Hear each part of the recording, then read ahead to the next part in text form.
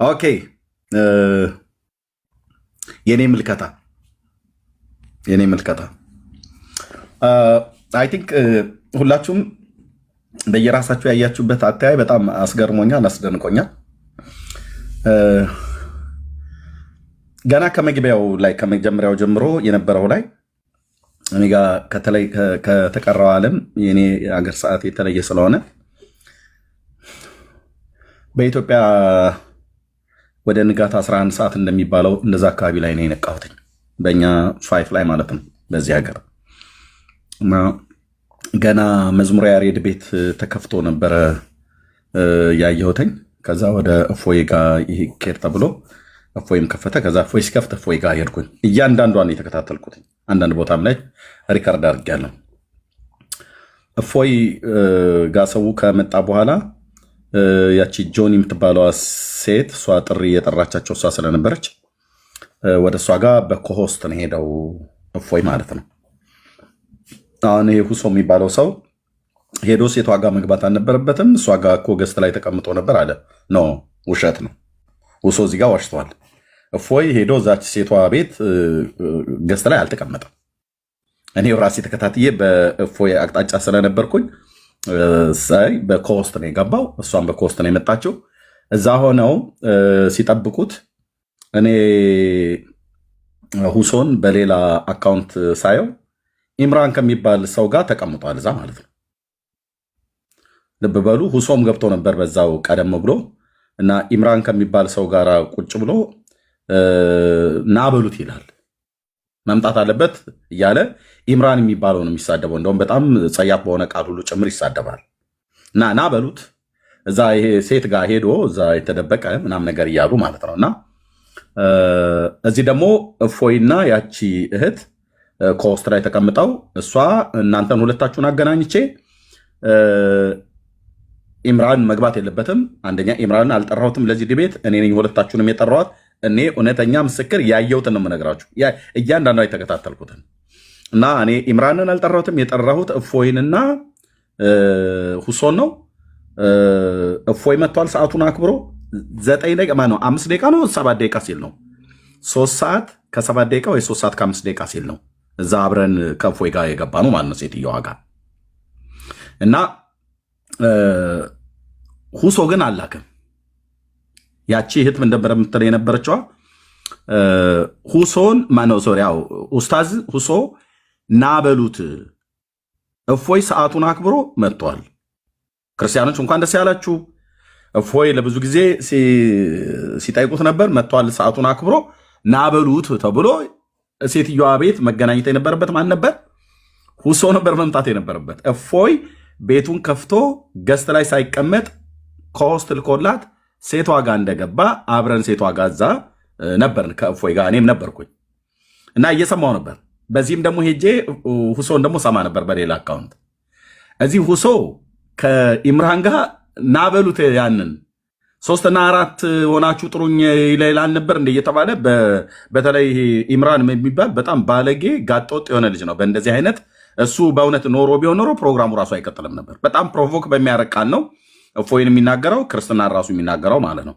ይሄኛው ግን ዝም ብሏል። አይ ቲንክ እንደዚህ ብለህ ስደባቸው ወረፋቸው ብሎት ይሁን ወይም ደግሞ መከልከል አቅቶት ነው ብሎ የሚለውን ብቻ እሺ ልቶ፣ ግን ኢምራን በጣም እንትን ነበር እና ኢምራን ከሁሶ ጋር ሆኖ እፎይ ደግሞ ከልጅቷ ጋር ሆነው ሁለት ቦታ ላይ ላክበሉት። ለምን እንደማይልከው ከሴት ጋር ሄዶ የተደበቀ ሴትየዋ ጋር አልመጣም ይላል። ልጅቱ ደግሞ ምንድን ያለችው ሁሶን ላክበሉት ኡስታዝን፣ እሱን እኔ ባለሁበት ምናልባት ደስ ላይሰኝ ይችላል፣ እኔ ቃሌ ነው፣ እሱ ይላክና ኮሆስቱን ይላክና እኔ ከመካከላችሁ ወጣለሁ አለች።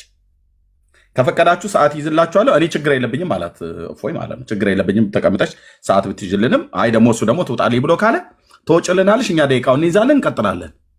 እና በዚህ ሲጠበቅ ሆነ ጀናቶች ከ30 ደቂቃ እስከ 45 ደቂቃ አለፈ ማለት ነው፣ የሁሶ ማለት ነው። እፎይ ጋር ሆኜ እያንዳንዷን የተከታተልኩት አንዲትም አላመለጠችኝ የዛሬዋ ማለት ነው። ከዛ ወጣ ማለት ነው። ቤቱን ዘግቶ ወጣ። 1 ሰዓት ተኩል ከጠበቀው በኋላ እፎይ 1 ሰዓት ተኩል ከጠበቀው በኋላ ሁሶ ዘግቶ ወጣ እየተጠራ እየተፈለገ። ከዛ ቤቴ ላይ ሪፖርት አደረጉብኝ አለ። ሪስትሪክሽን ብሎ ያለውን አለ እና ሪስትሪክሽኑ ራሱ ወንድማችን አቤሎ ከአሜሪካ ሀገር ገብቶ ስክሪንሻት አድርጎት ይዞት መጥተዋል። ሪስትሪክሽኑ ራሱ መጣበት የተባለው አይ ቲንክ ሰስፔንድ የሆነበትን ሪካርዱ ሲታይ ወንድሞች እናቶቼ 2031 ምናምን ነገር ከ4 ዓመት በኋላ ነው ላይቭ መግባት የምትችለው ምናምን ነገር ብሎ የሚል ነው። የውሸት ሪስትሪክሽን ነው አምጥቶ የለጠፈው። እኔ በጣም የሚገርማችሁ ልክ እንደዚህ ላክበለው ልክ ያለውኝ ብልክ እኮ እምቢ አለኝ አልቀበል ብሎ በእርግጥ ልካው ነበረ። እነ እፎይ እነ ዮኒ ማኛ ልከውለት ነበረ። መጨረሻ ላይ እኔ ለምን ቼክ አላረግም ብዬ በጣም እንትን አልኩኝ። ቼክ አላረግም ብዬ ለመጀመሪያ ጊዜ ሁሶን እፎይን ፎሎ አድርጌዋለሁ በዚሁ በዋናው አካውንቴ ማለት ነው። ለመጀመሪያ ጊዜ ሁሶን ፎሎ አደረግኩትኝ። በዚህ በተናገሩ ነቱን ፎሎ አደረግኩትኝና ላይቭ ገባሁ እኔ ራሴ ማለት ላረጋግጥ። ምክንያቱም ያም ላክ ይላል ይሄም ላክ ይላል። እፎይ ልኬለታለሁ አይመልስልኝም ይላል። እየመለሰባቸው ማለት ነው። ኮስት ሲልኩ ዲክላይን ያደርገዋል።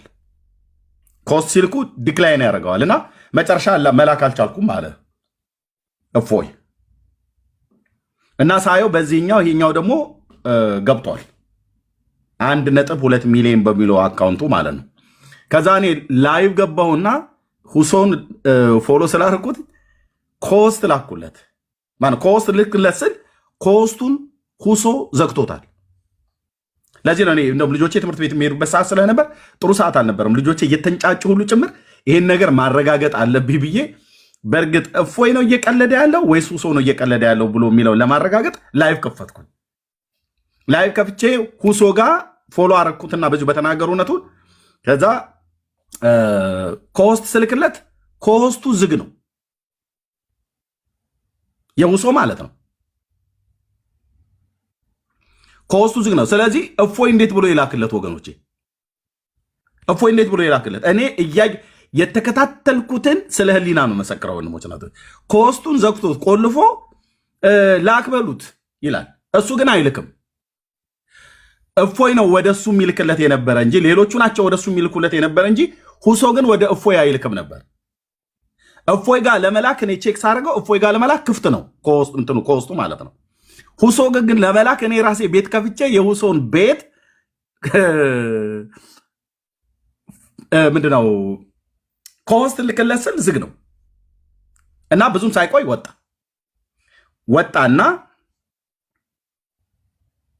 እዚህ ከነ ዮኒ ጋር ሆኖ እየተነጋገረ እያለ በሁለተኛው አካውንት 39,000 ብሎ በሚለው ደግሞ ገባ ማለት ነው። ወጥቶ ነበር በመጀመሪያ በቃ ይጠብቀነዋል ያ ጀማ ምናም ነገር በቃ ክርስቲያኖች እዩት ይሄ ነው እንግዲህ እስከዛሬ ድረስ ምናም ነገር እያለ አለና ከዛ ወጣ። ከዛ ተመልሶ ከመውጣቱ በፊት ገና ሳይዘማ ነው ከመዝጋቱ በፊት ላይቡን ፖዝ አድርጎት ስልክ ያወራ ነበር ብቻውን ሆኖ ማለት ነው። ሌላኛው ደግሞ በጣም የሚገርማችሁ ሪካርድ ያደረኩት ገስት ላይ ሰው አስቀምጦ አብዱል ከሪም ነው ማነው የሚባለውን ሰው አስቀምጦ እፎይን ገስት ላክ ይለዋል። ማነው ኮስት ላክልኝ ይለዋል። ገስት ላይ ሰው አስቀምጦ አይ ገስት ላይ ማንም የለም ይላል። እያየን ወገኖች እያየው በእውነት ሪካርድ አድርጌዋለሁ። እያየን ገስት ላይ ሰው የለም እኔ ብቻዬን ነኝ ይላክ ይላል። ግን አብዱል ከሪም የሚባል ሰው ገስት ላይ አስቀምጧል። እኔ እስልምና ሃይማኖት እንደዚህ ከሆነ የምትዋሹት በእውነት በጣም ነው የምታሳፍሩት። በጣም የእውነት በቃ እንዴ ቢቀርስ እንዴ አንተ በዚህ ነው ያልክ ውሸት። ገስት ላይ አስቀምጦ ሁሶ ማለት ነው አብዱል ከሪም ነው ማነው የሚባለውን ሰው አስቀምጦት ላክልኝ ይለዋል። እንዴት ብሎ ይላክለት? እና ይሄን ሁሉ ታዘብን። መጨረሻ ላይ ግን ከመዝጋቱ በፊት ፖዝ ሆኖ ስልክ ተደውሎለት ነው ስልክ አውርቶ ዘጋው። ከዛ እንደገና ደግሞ መልሶ ክፈት ብለውት ነው መሰል ከፈተ ማለት ነው። በ1.2 ሚሊዮኑ ሳይሆን በ39,000 ፎሎወር ባለው ከፈተ እና ከፈተ። በዛ ደግሞ ላክ በሉት ይላል። ከዛ እፎይ አሁንም ሊልክለት ሲል በዛኛውም ላይ ደግሞ አይመልስለትም። ከዛ ዮኒ ማኛ ጋር ገባ ማለት ነው። ዮኒ ማኛ ጋር ገብቶ ይምጣ እዚህ ና በለው እያለ ዮኒ እየደወለ እያለ ወደ ሰዎች ጋር እየደወለ እያለ እፎይ ከዛኛው ወጣ ማለት ነው። ከላይቭ ላይ አይ ቲንክ ቻርጀሬ ማልቋል ምናምን ነገር ብሎ ወጣ። ከዛ ወዲያውኑ ብዙም ሳይቆይ ወዛው ጋር ሪከርድ እያልኩት ነው። ሪከርድ አድርጌዋለሁ ምን ያህል ደቂቃ እንዳለ በመካከል ላይ እፎይ ላይፉን ዘግቶ በወጣበት ሰዓት ላይ ይሄኛው ሁሶ ዮኒ ማኛ ቤት ገብቶ ፖለቲካ ሰርቶ ከኢምራን ጋር ማለት ነው ፖለቲካ ሰርቶ ወጣ። አይ በቃ ያው እንግዲህ ይሄን ነው ምናምን ነገር ብሎ እሱ ግን እኮ ሁለቴ ቤት ዘግቶ ወጥቶ ነበር። አልቆየም። ሪከርድ አድርገዋል። ምንም ደቂቃ ሳይገባ ሙሉን ነው ሪከርድ ያደርጉት ዮኒ ማኛ ቤት የነበረው። ኦኬ ከዛ ዮኒ ማኛ ቤት ገቡ ማለት ነው። አጠቃላይ ከዚህ በኋላ ያለውን እይታዬን ልንገራችሁ። ከአንድ ሰዓት ተኩል እስከ 2 ሰዓት ያህል እንደዚህ ሲተረማመስ ነበር። ሁሶ እኔ አድሎ ሳላደርግ ነው የምናገረው ወንድሞች እናቶቼ። ኦኬ ሁሶ ሲተረማመስ ነበር። ልብ በሉ። አንደኛ ማነው እፎይ በራሱ ቤት ላይ ገስት ማንንም አላስቀመጠም። ራሱ ብቻ ነው ያለው። ከውስጥ ከሴትዮዋ ጋር ነው የገባው፣ ከጆኒ ጋር ማለት ነው። ከጆኒ ጋር ነው የገባው። እሷ ደግሞ ስለጠራቻቸው ነው። እሷ ሁለቱን አገናኝቼን ይወጣለሁ ነው ብላ ያለችው። ሁሶ ግን ለረጅም ሰዓት ኢምራን የሚባል ልጅ ቤት ውስጥ አስቀምጦ ክርስትናን ሲያሰድብ፣ እፎይን ሲያሰድብ ነበር። ፖለቲካ ሲሰራ ነበር። ናበሉት እያለ ማለት ነው። እሱ ግን ናበሉት ይላል እንጂ ከውስጥ ሲላክለት የዮኒ ማኛንም አይቀበልም፣ የልጅቱንም አልተቀበለም፣ ከውስጥ የእፎይንም አልተቀበለም። ከውስጥ እየላኩለት ናበሉት ይላል። እዛ ኢምራን አስቀምጦ ማለት ነው። ሼም፣ በእውነት ሼም። ይህንን ብይ ተጫውቶ ያልጠገበ ልጅ ከሆነ ሙስሊሞች መምህር ብላችሁ የጠራችሁት በጣም ነው የሚያሳፍረው። እንዴ ከውስጥ እየላኩለት አይቀበልም። ኢምራንን አስቀምጦ ኢምራንን ያሰድባል። ከዛች ከሴትዮዋ ጋር ገብቷል ይላል። ታዲያ እሱ ወርዶ ለምን ያኛውን ኢንቫይት አያደርገውም ነበር? ኦኬ የሚያሳየው ምንድን ነው ብላችሁ ካላችሁኝ ወንድሞች እናቶች፣ ልጁ ማነው የእስላሙ ተሟጋች ነኝ ብሎ ያለው ምንም አይነት እውቀት የለውም። ፈርቷል። በጣም ፈርቷል። በጣም ነው የፈራው። ይቅርብህ ብለውታል። አይ ደግሞ መቅረት የለበትም መግባት አለብህ ብለውታል። በዚህ ሁለት አይነት ውጥረት ውስጥ ነው ያለው። በዚህ መካከል ነው እንግዲህ መጨረሻ ላይ ተገናኙት ማለት ነው። እሺ ከተገናኙ በኋላ ፍርሃቱን የመፍራቱን ጥርጣሬ እንድንጠራጠረው ያደረገውን በጣም ጉልህ አድርጎ አሳየን ማለት ነው። ላይቭ ሲጀምር የፎርማል ዲቤት ህግን አያውቅም። ሶሻል ሚዲያ ላይ ተቀምጦ አያውቅም። ስንት የእስላም መምህራን ከሌሎች ጋር ዲቤት ሲገቡ ምን ያህል ደቂቃ እየተሰጣጡ ማለት ነው። ምንድን ያለው በመጀመሪያ ላይ መጥቶ ቅርቃር ውስጥ ጨመረው። ማንን? እፎይን። ምን ብሎ? በደቂቃ በእውቀት አይደለም፣ በደቂቃ 5 ደቂቃ ነው የመጀመሪያው ንግግር አሉ። ከንማጅን ወንድሞች ናቶች እንዴ በፍጹም ከ5 ደቂቃ ወደፊትም ወደኋላም አንልም። አስበህ ግባበት። ከዛስ ሁለተኛው ደቂቃ ላይ ሁለተኛው እድል ላይ 20 ደቂቃ እና ኖ አይሆንም ወደ 4 እና 3 ደቂቃ እያደረግን እንደዚህ ነው የምንሄደው አለ። ለምሳሌ የሪባትሉ እና አጠቃላይ ያለው የዲቤቱን ህግ ይጠቀሙ ተብሎ ይባል 5 የመጀመሪያው ተነጋገሩ፣ 4 ደግሞ ሁለተኛው ላይ ይነጋገራሉ። ከዛ ጥያቄ ደግሞ 3 ደቂቃ፣ ማጠቃለያ 1 ደቂቃ። ወገኖቼ እኔ ይሄ ልጁ ምን ያህል እንዳልተዘጋጀ ምን ያህል እንደፈራው እፎይን የሚያሳየው ይሄን ደቂቃ ስሰማ ነው። በቃ ወይኔ ኤርሜ ብዬ ጠረጴዛ እዚህ ልደበድብ ማለት 5 ደቂቃ ምን ተብሎ ይሰጣል? ምን ተብሎ ይሰጣል? ወንድሞቼ ናቶቼ እስቲ ኤርሜ እሁ በል ተብዬ ነው 5 ደቂቃ ሊሰጠ የሚገባው። እንደ ተሟጋች ቀርባለሁ ብዬ ካልኩ ማለት ነው 5 ደቂቃ አይሰጥም። መሰጠት የነበረበት እፎይ ያለው ነበር ደቂቃ። የመጀመሪያ 15 ደቂቃ እኔና ፈለገ ዲቤት ስናደርግ እንደዛ ነው። እነ ሜሎስ ዲቤት ሲያደርጉ እንደዛ ነው የሚደረገው። ኦኬ 15 ደቂቃ፣ ከዛ ደግሞ 10 ደቂቃ ሪባትን ላይ እንደዚህ አድርገህ ጥያቄና መልስ ደግሞ ወይ 15 ደቂቃ ወይ 10 ደቂቃ ታደርገዋለህ። ማጠቃለያ 5 ደቂቃ ታደርጋለህ። በቃ አለቀ። ይሄኛው ግን አስቀድሞ 5 ደቂቃ አድርገው። በ5 ደቂቃ ውስጥ የብሉይ ኪዳኑ ማነው የክርስቲያኖቹ አምላክ በብሉይ ኪዳንና በአዲስ ኪዳን መጽሐፍት የተብራራበትን ንገረኝ ብሎ ከነቢያቱ መጽሐፍት ላይ ለመጥቀስ ምንድነው አሁን የቱ ጋር ምን ጠቅሶ ይነግረዋል? በ5 ደቂቃ ውስጥ ከማነሱ የተነሳ ማለት ነው።